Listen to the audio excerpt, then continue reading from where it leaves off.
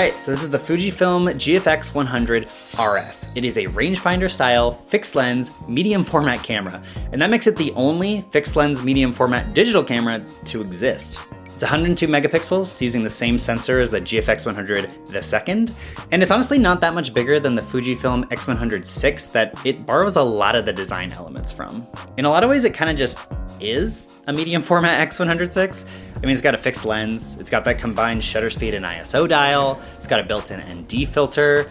I'm pretty sure it's using the exact same leaf shutter mechanism in the lens.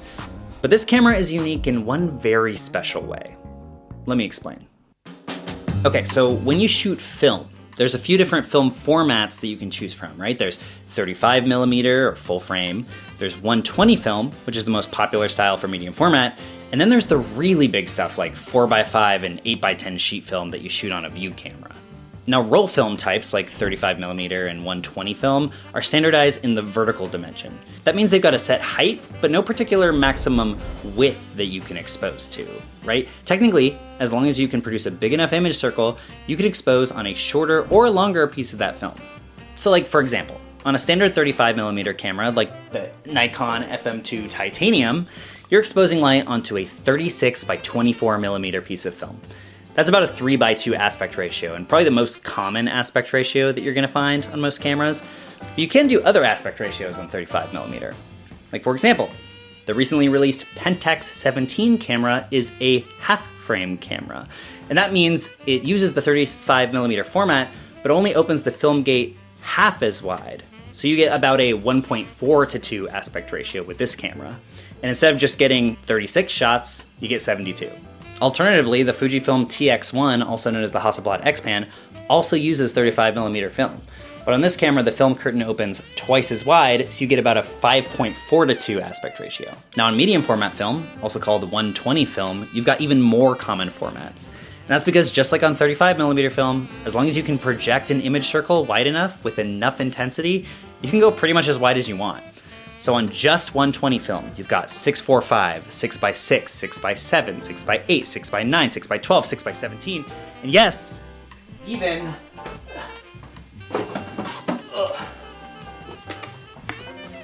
6:24.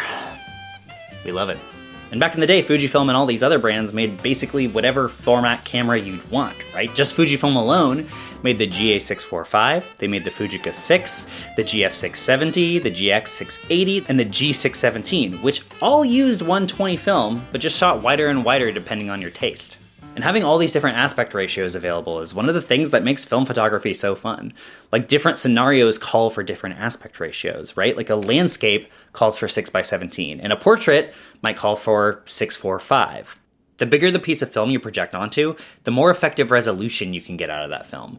Because while you're technically getting the same field of view, you've got more physical information between tones. And the same's true on a bigger, higher resolution digital sensor. But when cameras made the jump to digital, they generally restricted what kind of aspect ratios you could shoot in to just a few different ones. And that's because when you're cropping to a specific aspect ratio, you're sacrificing a lot of resolution. Like, for example, when Fujifilm announced the X Pro 3, I begged them to add a 65x24 TX1 crop to that camera. But they didn't want to do it, because that camera is 27 megapixels on an APS-C sensor. And if you crop half of the vertical resolution of that camera, you're left with about 13 megapixels, which they just didn't want to do. But when you make a sensor bigger, there's a couple of decisions you can make. You can either maintain the resolution, but get more light per pixel, also called pixel pitch, or you can scale up the resolution, but get about the same pixel pitch. Getting more light in each pixel is important because it gives you a better signal to noise ratio. That's basically the raw information that the sensor is getting versus the noise that the sensor is also naturally getting. It just basically gives you a cleaner image. Fuji's first medium format sensor was 50 megapixels, which gave it a pixel pitch of 5.33 micrometers. The X Pro 3 had a pixel pitch of 3.76 micrometers. So on Fujifilm's most recent medium format sensor, they scaled up the resolution to 102 megapixels, but maintained that same 3.76 micrometer pixel pitch. And I think having a bigger sensor with a higher resolution while maintaining that pixel size is what made Fujifilm finally comfortable making this, the GFX 100 RF. a fixed lens medium format digital camera with 9 different film-based aspect ratios and 4 different virtual focal lengths. On the 100RF, you can do 3x2, 6x45, 6x6, 6x7, 6x8, 6x9, 65x24, 6x17, and 4x5. Now, Fuji uses more modern labels for these, but that's what it's called on the film cameras that this camera is emulating. So what I'm gonna do now is test the heck out of this aspect ratio dial.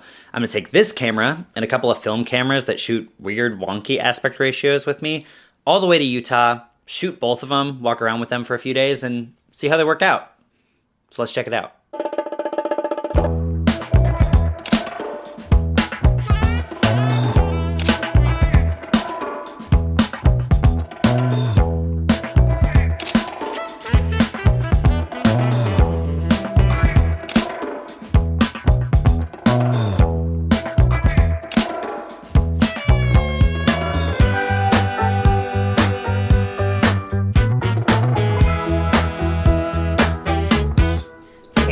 I'm back.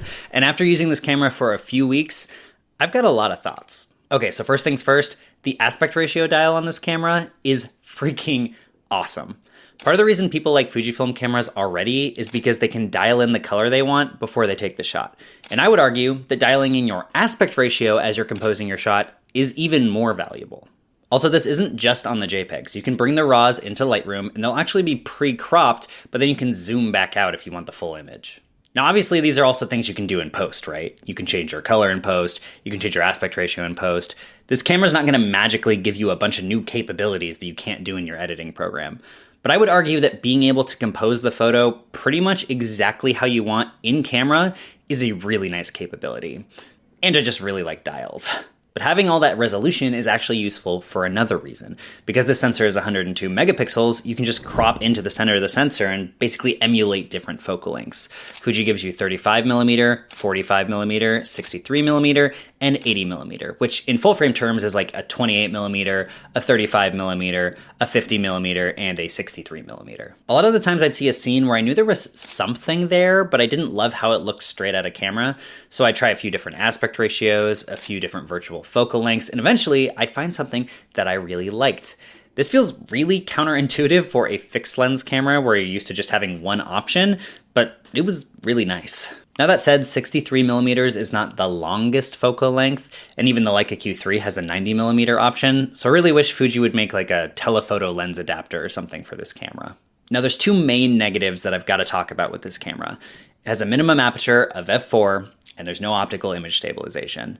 And I think these 2 things in combination was a pretty big miss.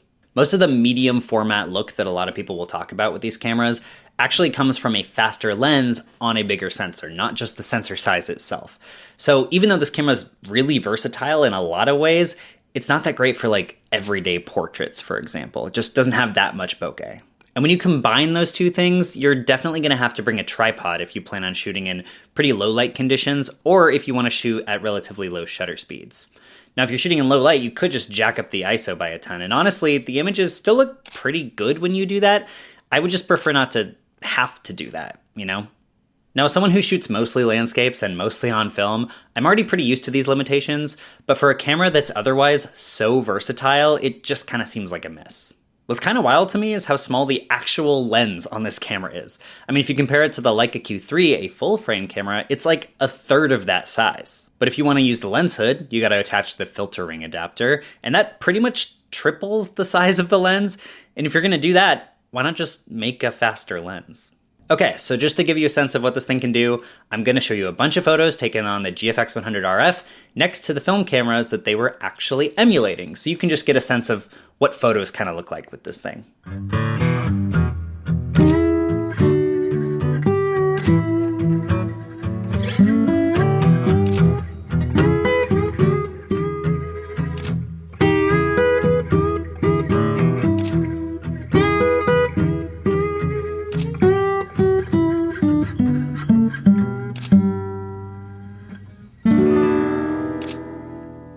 Overall, this camera is really fun. The aspect ratio dial is one of the best additions to cameras that I've seen in a really long time, and I really hope they bring it to other GFX cameras in the future. But I also think that the lack of stabilization and a relatively slow lens is going to get this thing compared to the Leica Q3 a lot, especially because that camera has an f1.7 lens and it has stabilization, albeit for, like $1,400 more. Anyways, hope that was helpful. Thanks for watching. Catch you guys next time I've got something to say. See ya.